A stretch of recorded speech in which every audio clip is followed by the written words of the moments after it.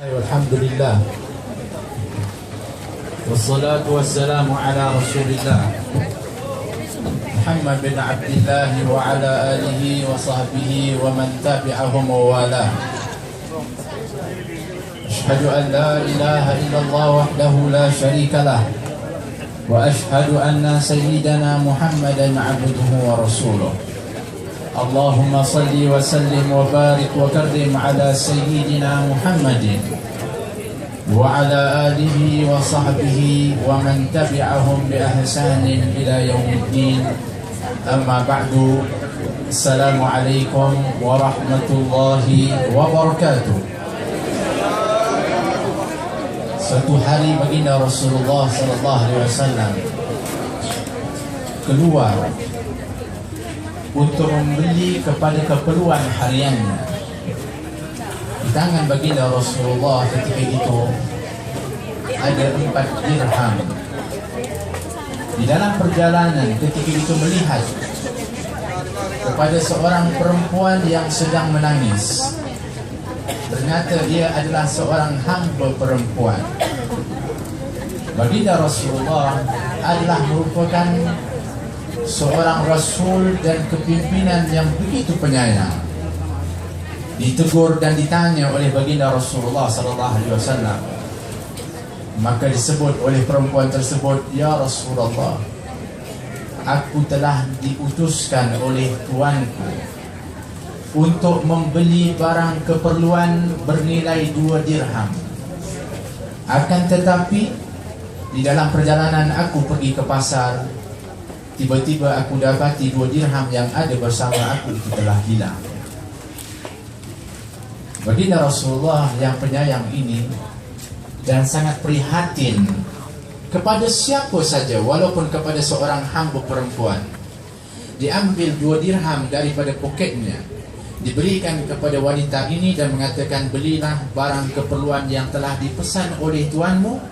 Maka setelah itu berlalulah baginda Rasulullah sallallahu alaihi wasallam ke pasar yang sepatutnya membeli barang bernilai 4 dirham untuk dibawa balik ke rumahnya. Akan tetapi pada hari itu hanya membeli kepada barang yang bernilai 2 dirham, kerana 2 dirhamnya telah pun diberikan kepada hamba wanita tersebut. Setelah dia membeli kepada barang tersebut, kembali lagi ke jalan tersebut, dia berjumpa dengan perempuan yang sama yang turut ketika itu menangis, tetapi di tangannya sudah ada barangan yang dibeli di dalam pasar. Rasulullah sallallahu alaihi wasallam bertanya, "Wahai wanita, kenapa lagi kau menangis? Bukankah sudah kamu membeli dan mempunyai apa yang telah kau hilang tadi?" Kata wanita ini, "Ya Rasulullah, kali ini aku menangis kerana aku takut untuk pulang, kerana pasti aku akan dimarahi oleh tuanku, kerana aku telah lama dipesan dan diutuskan oleh tuanku, sedangkan aku telah terlambat untuk balik." Baginda Rasulullah seorang yang sangat prihatin dan penyayang. Yang berada di depannya adalah seorang hamba. Kata baginda Rasulullah, "Kalau begitu biar aku yang menemani kamu untuk balik ke rumah, supaya aku boleh menceritakan dan menerangkan kepada tuanmu agar kamu tak dimarahi oleh tuanmu." Maka baginda Rasulullah pun mengikuti kepada hamba perempuan ini ke suatu kampung yang begitu jauh. Sampai di depan rumah tuan kepada hamba ini, baginda Rasulullah pun mengucapkan salam, "Assalamualaikum warahmatullahi wabarakatuh." Tetapi ternyata tiada jawapan daripada dalam rumah. Diulangi oleh baginda Rasulullah. Kali yang kedua juga tidak dijawab, tiada jawapan dari dalam rumah. Dan tak kala kali ketiga baginda Rasulullah mengucapkan salam, "Assalamualaikum warahmatullahi wabarakatuh." Ketika itu terdengarlah suara orang-orang perempuan yang berada di dalam rumah itu menjawab salam baginda Rasulullah, "Waalaikumsalam warahmatullahi wabarakatuh." Kemudian mereka membuka pintu dan mereka mengatakan, "Ahlan wa sahlan ya Rasulullah." Baginda Rasulullah tanya kepada mereka, "Kenapa salamku yang pertama tadi aku memberi salam, kamu tidak menjawabnya, dan kedua kamu tidak menjawabnya? Adakah kamu tidak mendengarnya?" Sedangkan pada kali ketiga baru kamu jawab. Ada orang perempuan yang berada dalam rumah mengatakan, ya Rasulullah, sesungguhnya ketika mana Tuhan memberikan salam yang pertama tadi, kami kenal betul dengan suaramu ya Rasulullah. Maka apabila kau mengucapkan salam, itu adalah merupakan doa, dan doa itu pula adalah yang diucapkan oleh engkau wahai Tuhan yang begitu mulia di sisi Allah. Pasti doamu akan kabul di sisi Allah, dan kami tidak hanya ingin sekali. Sebab itu kami tidak menjawab untuk kali yang pertamanya supaya kau mengulangi akan doa dan salammu kepada kami. Akan tetapi untuk kali yang ketiganya kami tahu akan akhlak dan adabmu ya Rasulullah, bahawa apabila kamu itu datang ke rumah seseorang, kamu hanya akan memberi salam sebanyak 3 kali. Kalau sekiranya tak dijawab, pasti kamu akan kembali ke rumahmu. Maka kami tak mahu, maka ketika mana kali yang ketiga kau memberikan salam, langsung kami menjawabnya. Sedangkan kami sudah memperoleh 3 doa dan kesejahteraan yang telah kau doakan kepada kami ya Rasulullah. Subhanallah, para sahabat, sama ada lelaki dan perempuan, kenal betul dengan suara baginda Rasulullah, dan cinta yang luar biasa kepada baginda Rasulullah, dan tahu adab dan akhlak baginda Rasulullah, yang kalau pergi ke rumah orang tak akan memberi salam lebih daripada 3 kali. Kita macam mana?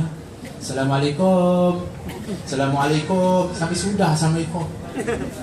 Orang tu sama ada tak ada kat rumah ataupun tak anak untuk nak terima kita sebagai tetamu, kita hanya dituntut untuk memberi salam sebanyak 3 kali sahaja. Ini adalah adab yang diajarkan oleh baginda Rasulullah. Maka ditanya oleh perempuan ini, ya Rasulullah, betapa hebatnya dan kenapa kamu sampai untuk datang ke tempat kami ini dengan kemuliaan yang ada padamu. Kata baginda Rasulullah, aku datang ini tidak lain adalah untuk memberi syafaat kepada hamba perempuan ini, dan aku ingin untuk agar kamu tidak memarahinya kerana terlambat balik membawa keperluan yang telah kamu pesan kepada dia. Kata wanita itu, ya Rasulullah, hanya kerana hamba ini kau datang dari jauh untuk datang kepada kami. Sangat teruja dan perasaan yang luar biasa yang ada pada hati wanita tersebut kerana melihat seorang insan yang paling mulia di alam ini datang ke rumahnya semata-mata kerana untuk nak membela kepada hamba sahayanya.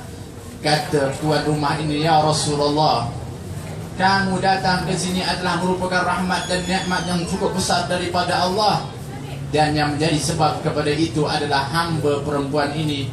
Demi Allah ya Rasulullah, dengan sebab itu dan juga dengan berkatmu, aku merdekakan hamba ini. Subhanallah, seorang pemimpin yang luar biasa, yang sanggup ketika itu jalan bersama, mengiringi, turun, bertemu, membela walau siapa saja dari golongan manapun, hatta kepada hamba sahaya dibela oleh baginda Rasulullah sallallahu alaihi wasallam.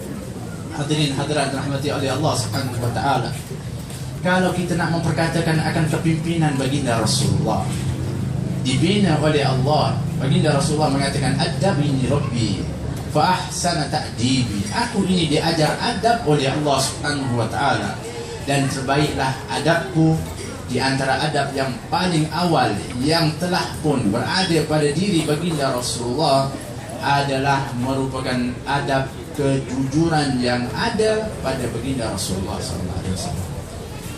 Jujurnya Nabi, amanahnya Nabi itu dikenali oleh siapa saja, kerana dari kecil baginda Rasulullah tak pernah sekalipun berbohong dan tak pernah pun ketika mengkhianati kepada siapa pun. Bahkan diceritakan dalam riwayat yang sahih ketika baginda Rasulullah mengembala kambing ketika kecil. Satu ketika baginda Rasulullah SAW bertemu dengan kawan segembalanya, kemudian berjanji untuk bertemu pada waktu sekian dan hari sekian. Ternyata ketika baginda Rasulullah datang pada waktu itu, kawan yang dia janji ini terlupa akan janjinya untuk bertemu kepada baginda Rasulullah. Bila yang dia teringat 2 hari selepas itu. Maka dia datang ke tempat tersebut dan didapati baginda Rasulullah masih berada di tempat tersebut menunggu kepada sahabatnya. Dia mengatakan, kau telah menyusahkan kepada aku, menanti kepada kamu selama 2 hari kerana janji yang telah kau janji kepada aku. Subhanallah, luar biasanya akan amanah dan kejujuran baginda Rasulullah sallallahu alaihi wasallam, yang sifat itu apabila disifati oleh baginda Rasulullah sallallahu alaihi wasallam, maka apa saja yang disebutkan akan ciri baginda Rasulullah, sama ada dianya adalah berada di dalam rumah tangga dengan sifat jujur dan amanah, apabila berniaga dengan sifat jujur dan amanah, dan apabila menjadi pemimpin pun dengan sifat jujur dan amanah. Ini adalah merupakan sifat utama yang ada kepada baginda Rasulullah, yang kita pun adalah merupakan semuanya adalah pemimpin. Wa imma kita adalah pemimpin kepada rakyat, ataupun pemimpin kepada keluarga kita, atau sekurang-kurangnya memimpin kepada diri kita sendiri. Itu semuanya adalah merupakan ciri yang utama, adalah kejujuran dan amanah, yang pasti akan ditanya oleh Allah Subhanahu wa taala.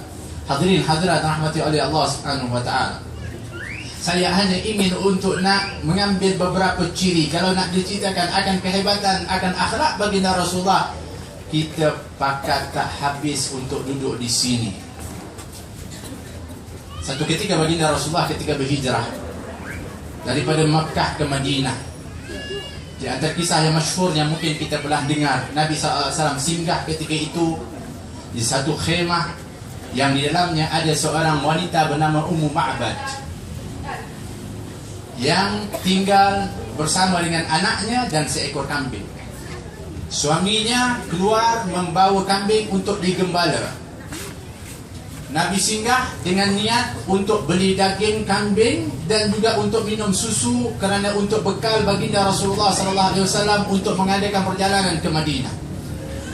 Sampai di sana baginda Rasulullah bersama siapa? Bersama Sayyidina Abu Bakar Siddiq, bersama Amr bin Uyainah, kemudian bersama dengan Abdullah bin Uraiqid, seorang yang disebutkan masih lagi musyrik ketika itu, tetapi pandai jalan, menunjukkan bagaimana jalan untuk jalan menuju kepada Madinah.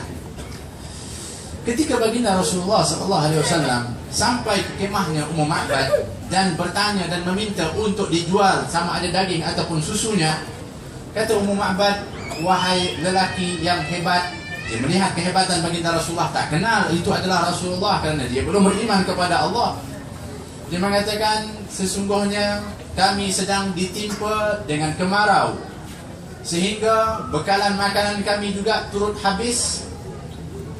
Sedangkan kalau sekiranya dalam kau datang kalau waktu yang lain, pasti aku akan berikan dan jamu kepada kamu secara percuma. Ummu Ma'bad juga terkenal dengan seorang wanita yang sangat pemurah. Setiap pedagang yang lalu, setiap orang-orang musafir yang lalu, pasti akan dijamu oleh Ummu Ma'bad. Mungkin kerana sebab kepemurahannya lah Allah memilih untuk singgah di dalam tempatnya adalah insan yang teragung baginda Rasulullah SAW.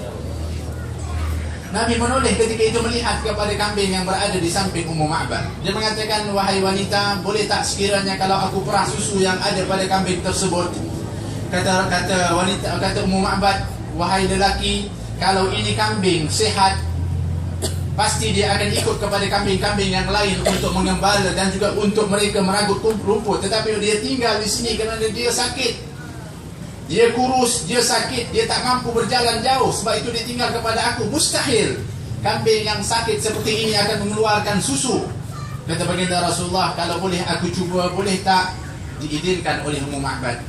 Diletakkan tangan baginda Rasulullah yang mulia itu ke perut daripada kambing tersebut, seraya dilihat oleh Ummu Ma'bad akan perut kambing itu mengembang penuh dengan susu dengan berkat tangan baginda Rasulullah. Apa yang Rasulullah buat setelah itu? Minta bekas daripada Ummu Ma'bad, ditadahkan, diperah dengan tangan yang mulia ini oleh baginda Rasulullah sehingga penuh bekas tersebut. Maka baginda Rasulullah bawa bekas yang penuh itu. Siapa yang diberikan oleh baginda Rasulullah? Minum tak Rasulullah? Tidak. Nabi berikan kepada Ummu Ma'bad. Wahai wanita, minumlah dahulu. Diminum oleh Ummu Ma'bad. Kemudian diambil oleh Rasulullah, berikan kepada anak Ummu Ma'bad. Minumlah wahai anak. Diminum. Kemudian siapa? Abu Bakar Siddiq. Kemudian siapa? Sahabatnya. Kemudiannya siapa? Abdullah bin Uraiqid yang masih musyrik, diberikan minum. Terakhir siapa minum? Baginda Rasulullah SAW. Dan di antara kalimat yang paling agung ketika itu disebutkan oleh baginda Rasulullah, yang menjadi pengajaran kepada kita sebagai pemimpin. Kata baginda Rasulullah ketika dia minum, dia mengatakan, Saqil qaum akhiruhum syurban. Orang yang beri minum itu adalah yang pantas, yang paling layak untuk minum yang terakhir, mendahulukan kepada yang lain. Kemudian yang terakhir baru diminum oleh baginda Rasulullah SAW. Alangkah hebatnya seorang pemimpin seperti ini, yang mendahulukan kepada yang lain berbanding kepada dirinya sendiri. Sehingga ketika datang harta daripada Bahrain, dikumpulkan di dalam masjid baginda Rasulullah SAW, dilihat tinggi ketika itu, membusut tingginya harta banyak. Maka datanglah baginda Rasulullah ketika itu ke dalam harta tersebut. Ketika Nabi keluar daripada rumahnya menuju kepada tempat salat, melewati kepada harta yang banyak itu, tak pun mengeling mata baginda Rasulullah, tak tengok pun akan harta itu, bermakna tak tergugah dengan apa yang ada daripada banyaknya harta yang terkumpul di dalam masjid baginda Rasulullah. Selesai daripada solatnya, Nabi langsung bangun mendekati kepada harta itu. Kemudian Nabi mengatakan, siapa yang mempunyai hajat, diberikan oleh baginda Rasulullah. Sampai habis daripada timbunan harta yang diberikan oleh baginda Rasulullah daripada siang, sehinggalah hampir ketika itu daripada maghrib, tak duduk baginda Rasulullah SAW. Terakhir diberikan.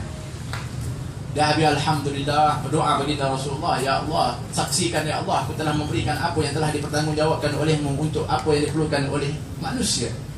Baginda Rasulullah balik ke rumahnya. Baginda puasa ketika itu.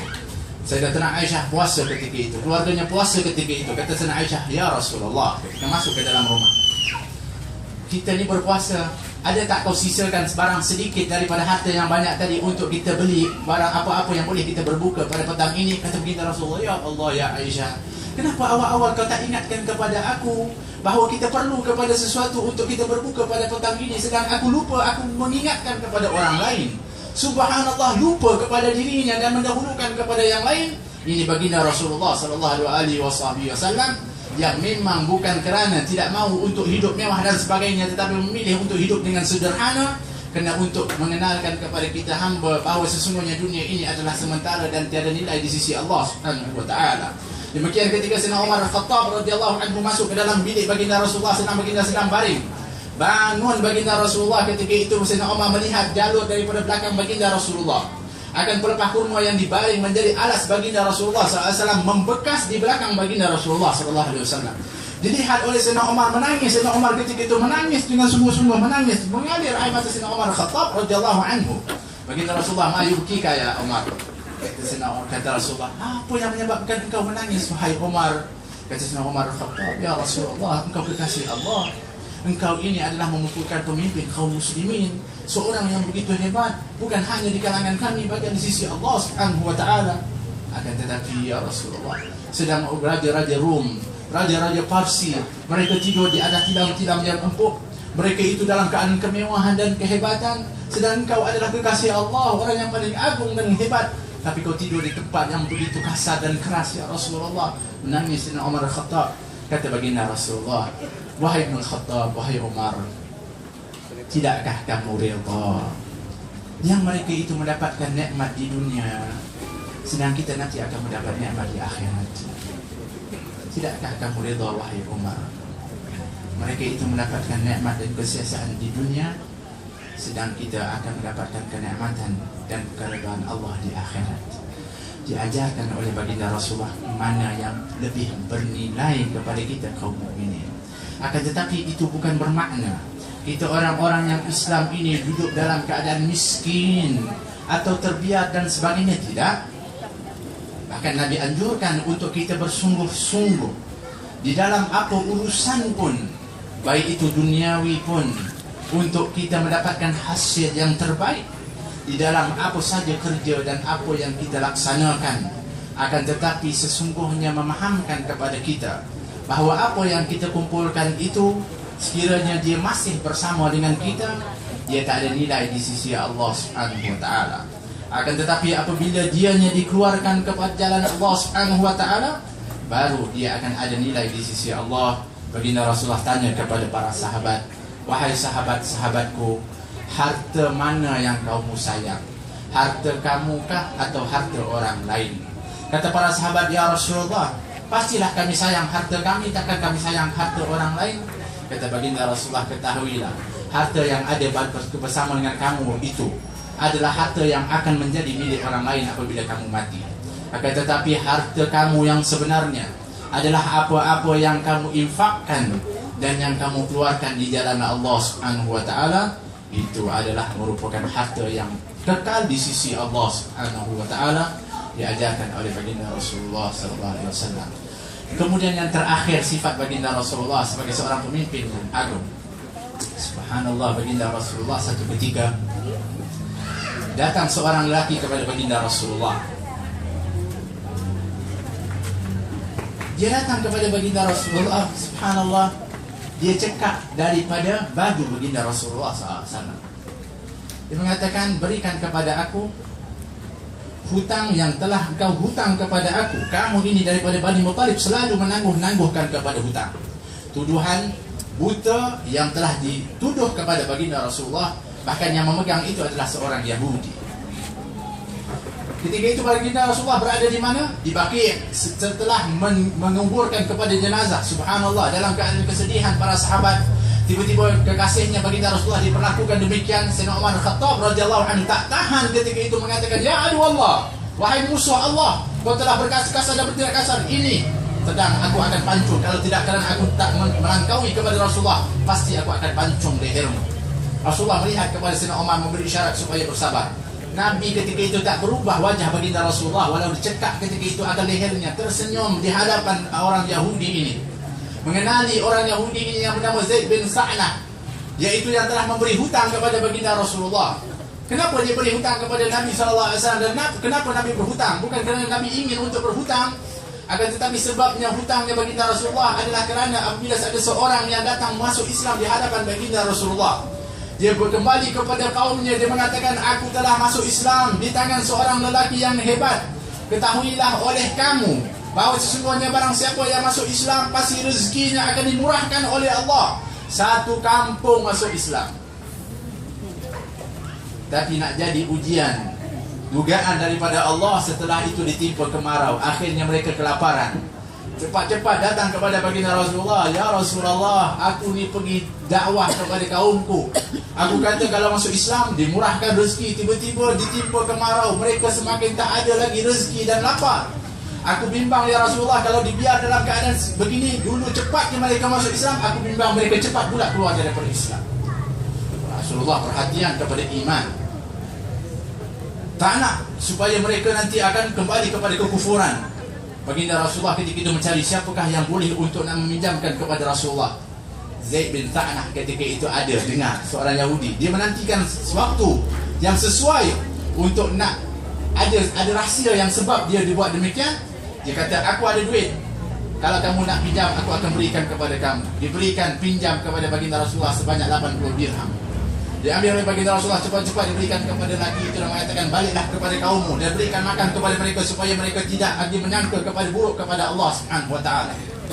Maka hutang ini yang telah pun dijanjikan pada saatnya, tapi belum lagi cukup waktunya, telah pun datang orang Yahudi ini, Zaid bin Sa'nah, memegang kepada baju baginda Rasulullah. Bagaimana Nabi berhadapan dengannya? Dengan senyum. Kata baginda Rasulullah ketika melihat Umar Al-Khattab radhiyallahu anhu marah, Nabi mengatakan, ini kaidah yang paling penting untuk kita faham, baik kita seorang pemimpin atau kita seorang rakyat. Nabi mengatakan, ya Umar, murni bi husni adab wa murhu bi husni talab. Sepatutnya kau tak boleh marah, kau kena perintahkan aku untuk menunaikan dengan baik, dan perintahkan dia untuk minta dengan baik. Bermakna, kalaupun kita nak menegur, nak menyuruh, kena suruh dengan baik untuk mereka menunaikan hak dengan baik. Dan kita juga apabila nak minta pun dengan cara yang baik, sebagaimana yang Nabi perintahkan kepada Sayyidina Umar, suruh ajarkan dia untuk meminta dengan cara yang baik. Kata baginda Rasulullah, wahai Umar, pergilah ambil dan bayar hutangnya, dan tambah bagi kamu 20 gantang atau 20 cupak daripada buah kurma. Subhanallah, yang paling juga yang hebat ketika itu Sayyidina Umar Khattab. Dia iring kepada orang Yahudi ini balik ke rumah. Kalau kita lah, kita dah marah tadi. Kemudian ketika itu Nabi pula membela kepada dia. Pasti di tengah jalan tu sekurang-kurangnya kita sekit kepada dia. Tapi Sayyidina Umar tak sekit kepalanya, bahkan dibawa dengan baik. Sampai di rumah dibayar akan hutangnya. Kemudian dibagi 20 cupak daripada kurma. Terkejut orang Yahudi ini mengatakan, kenapa kau beri lebih pula ni? Dia mengatakan, yang suruh aku adalah Rasulullah SAW. Kata Zaid bin Ta'nah, wahai Umar, kau tak kenal kepada aku? Kata Umar, aku tak kenal kepada kamu. Aku adalah Zaid bin Ta'nah, seorang padri, seorang pendeta dari orang Yahudi yang pakar kepada ahli Alkitab. Ketahuilah wahai Umar, sekejap Rasulullah sampai ke Madinah dan aku melihat wajahnya, aku dah tahu itu adalah Nabi. Semua sifat, bentuk rupa paras, akhlak, adab, semuanya telah menunjukkan bahawa dia adalah Nabi yang terakhir. Cuma ada satu perkara yang masih berbaki yang aku belum tes kepada dia untuk ianya adalah merupakan perkara terakhir yang meyakinkan aku dia adalah Nabi yang terakhir. Apa dia? Sifat al-hilmu. Apa al-hilmu? Bukan sabar. Hilmu ini atas daripada sabar, iaitu kesantunan. Kalau sabar macam mana? Orang buat sesuatu kepada kita, kita diam, kita sabar, kita tahan. Tapi orang yang al-hilmu ini, orang buat baik, tak baik kepada dia, dia balas dengan baik. Dan ini sifat yang ada kepada Nabi yang terakhir itu, yang dia membalas aku bukan hanya dengan hutang, bahkan membalas lebih lagi daripada hutangnya. Ini adalah merupakan bukti bahawa dia adalah Nabi yang terakhir. Maka dia pergi bertemu dengan baginda Rasulullah dan mengatakan, asyhadu an la ilaha illallah wa annaka Rasulullah, mengucap di hadapan baginda Rasulullah, dan dia telah infakkan segala hartanya di jalan Allah Subhanahu wa ta'ala. Sifat-sifat kepimpinan baginda Rasulullah itu kalau kita kaji dan kita fahami dan kita mensifati kepadanya, pasti kita adalah orang-orang yang akan menjadi seorang yang paling hebat, sehebat baginda Rasulullah SAW. Demikian kadang-kadang kita berfikir untuk yang terakhir yang saya sebutkan, kita ni taklah sampai kepada Rasulullah. Rasulullah itu Rasul, lainlah kita ni orang biasa. Allah Subhanahu wa ta'ala berfirmanlah, Allah mengatakan, laqad kana lakum fi rasulillahi uswatun hasanah liman kana yarjullaha wal yawmal akhir wa dzakarallaha katsira. Telah ada pada diri baginda Rasulullah untuk kamu sebagai contoh tauladan yang terbaik. Bermakna Nabi sebagai apa? Sebagai contoh. Kenapa Allah kata sebagai contoh? Sebab kita pasti boleh contoh Nabi. Kalau tidak, kenapa Allah suruh kita contoh Nabi dan jadikan sebagai contoh? Kalau dakwah kita itu Rasulullah lainlah, tak boleh. Allah suruh contoh Nabi, bermakna boleh atau tidak? Boleh. Tapi orang yang nak contoh kepada Nabi ini, dia kena korbankan satu, egonya. Dia kena korbankan apa? Dia kena korbankan ego. Dia kena korbankan ideologi atau cara yang dia faham, mengikuti contoh baginda Rasulullah. Sebab itu Allah mengatakan, iman kana yarjullaha wal yawmal akhir. Bagi orang yang mengharapkan rahmat Allah dan redha daripada Allah, mereka sanggup untuk tinggalkan ego dan sebagainya, ikut Rasulullah. Yang sanggup untuk nak selamat di akhirat, akan ikut Rasulullah. Dan ciri mereka banyak berzikir kepada Allah. Dan alhamdulillah pada malam ini di antara majlis yang kita sebutkan, adanya zikrullah, adanya selawat kepada Nabi, adanya kisah baginda Rasulullah SAW. Majlis ini sedang dihujani dengan rahmat daripada Allah Subhanahu wa ta'ala. Majlis ini sedang turun sakinah, ketenangan. Majlis ini sedang dinaungi oleh para malaikat, bahkan hadir bersama dengan kita para malaikat. Cuma kita tak boleh nampak. Kalau nampak, saya rasa tuan-tuan perempuan lagi dah tinggal saya dengan malaikat saja. Tapi ini disebutkan oleh baginda Rasulullah SAW dalam hadis yang sahih. Bahkan sesungguhnya pada malam ini nama kita satu persatu sedang disebut oleh Allah Subhanahu wa ta'ala. Nama kita sedang disebut oleh Allah. Kalau nama kita disebut oleh orang yang hebat, oleh seorang yang masyhur, pun kita berbangga. Bayangkan kalau nama kita disebut oleh Rabbul Alamin, Allah Subhanahu wa ta'ala. Nama kita sedang disebut oleh Allah Subhanahu wa ta'ala. Alangkah bangganya sepatutnya kita, seperti bangganya Ubay bin Ka'ab ketika mana turunnya suratul Bayyinah. Ketika itu Rasulullah menerima suratul Bayyinah. Kemudian Jibril mengatakan, wahai Rasulullah, Allah suruh sampaikan dan bacakan kepada Ubay bin Ka'ab. Nabi pergi jumpa Ubay bin Ka'ab, mengatakan, wahai Ubay, Allah perintahkan aku untuk bacakan surah ini kepada kamu. Sina Ubay tidak mengatakan, apa surahnya ya Rasulullah? Apa bunyinya Rasulullah? Apa hukumnya ya Rasulullah? Tidak. Tapi dia mengatakan, adakah namaku telah disebut oleh Allah Subhanahu wa taala? Kata baginda Rasulullah, ya, namamu disebut oleh Allah. Menangis Sayyidina Ubay, terharu, namanya disebut oleh Allah. Saat ini nama kita sedang disebut oleh Allah Subhanahu wa taala. Saat ini doa kita pasti mustajab. Dikarenakan sedang dilaporkan oleh malaikat apa yang mereka minta. Mereka minta syurga ya Allah. Apa yang mereka minta lindung? Minta lindung neraka daripada neraka ya Allah. Marilah kita menadahkan tangan berdoa kepada Allah Subhanahu wa taala. Mudah-mudahan doa kita akan dikabulkan oleh Allah Subhanahu wa taala. Ya Allah, ya Rahman, ya Rahim. Ya Allah, kami mengharapkan kepada rahmat-Mu ya Allah. Dan rahmat-Mu ini bukan hanya di sini, bahkan di dalam rumah tangga kami ya Allah. Cucurkan rahmat kepada kami ya Allah. Kami datang dengan dosa yang banyak. Kami datang sebagai orang yang sentiasa melakukan kesalahan kepada-Mu ya Allah. Berkat majlis pada malam ini ya Allah, ampunkan dosa kami, hapuskan dosa kami ya Allah, dan gantikan kepada kebaikan ya Allah. Ya Allah, tunaikan hajat-hajat kami ya Allah. Engkau yang maha mengetahuinya, Engkaulah yang maha menunaikannya ya Allah. Maka tunaikan segala hajat-hajat kami ya Allah. Ya Allah ya Tuhan kami, ampunkan dosa kedua orang tua kami ya Allah. Ampunkan dosa kedua orang tua kami ya Allah. Kalau mereka telah meninggal dunia ya Allah, lapangkan kubur mereka ya Allah. Jadikan kubur mereka daripada taman-taman syurga-Mu ya Allah. Ya Allah ya Tuhan kami, kalau ketika mana mereka hidup dulu mereka pernah melakukan kesalahan ya Allah, itu adalah demi kami ya Allah. Maafkan kepada mereka ya Allah. Ya Allah, kalau sekiranya mereka hidup dulu mereka pernah melakukan perkara-perkara yang salah ya Allah, itu adalah kerana menguruskan kami ya Allah. Ampunkan kepada mereka ya Allah. Ya Allah, kalau ketika hidup dulu mereka mungkin pernah melakukan perkara-perkara yang haram dan syubhat ya Allah, itu adalah demi untuk membesarkan kepada kami ya Allah. Ampunkan kepada mereka ya Allah. Kami kasih kepada mereka ya Allah. Ya Allah, bagi ibu bapa kami yang masih hidup ya Allah, panjangkan umur mereka dalam ketaatan kepada-Mu dan kepada Rasul-Mu. Ya Allah, berikan kami peluang untuk mengucapkan kalimat la ilaha illallah kepada mereka sebelum mereka menghembuskan nafas yang terakhir, dan di telinga mereka dengan kalimat la ilaha illallah Muhammad Rasulullah SAW. Begitu juga dengan kami ya Allah, jadikan kalimat terakhir yang kami ucapkan nanti ya Allah adalah kalimat la ilaha illallah Muhammad Rasulullah SAW dengan hakikat yang sebenarnya. Ya Allah, pada malam ini kami menzahirkan rasa cinta kepada kekasih-Mu Nabi Muhammad SAW, mengharapkan syafaatnya nanti yaumul qiyamah ya Allah. Kumpulkan kami bersama kekasih-Mu Nabi Muhammad di akhirat nanti ya Allah. Ya Allah, nanti di sirat, nantikanlah di sana satu wajah yang terang benderang baginda Rasulullah. Nanti di timbangan adanya baginda Rasulullah. Ya Allah, kami ingin minum dari telapak tangan baginda Rasulullah SAW. Ya Allah, indahkanlah syurga kami dengan di dalamnya ada manusia yang paling indah, baginda Rasulullah SAW. Masukkan kami ke dalam syurga bersama baginda Rasulullah sallallahu alaihi wasallam. Allahumma hdina bihudak waj'alna mimman yusari'u fi ridhak wa la tuwallina waliyan siwak wa la taj'alna mimman khalafa amraka wa asak. Wa hasbunallahu wa ni'mal wakeel wa la hawla wa la quwwata illa billahil aliyyil azim.